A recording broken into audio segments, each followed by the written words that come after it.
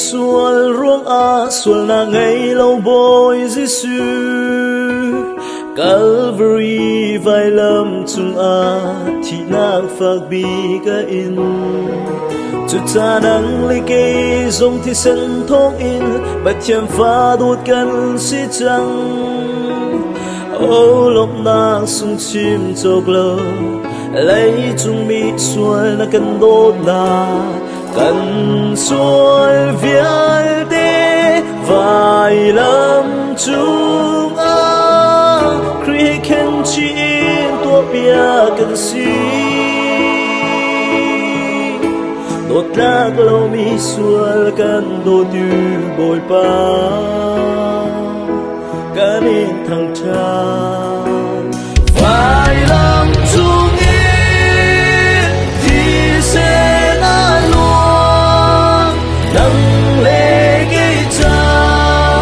tâm lạc thì sẽ là suy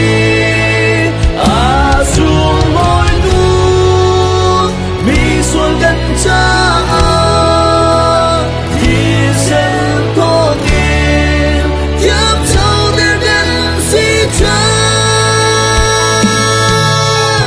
qua thiên sinh ngày thiam hân anh xuân ngày thiam na đi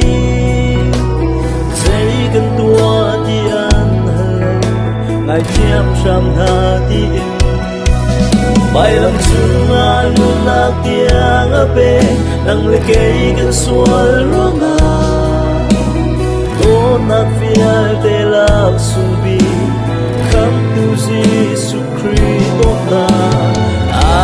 sung lối tu nang le cây cha hết lúc đốt nang sung ngày du bị thiên cần luôn nang hi na sung par na tình cha cần hăng sam câu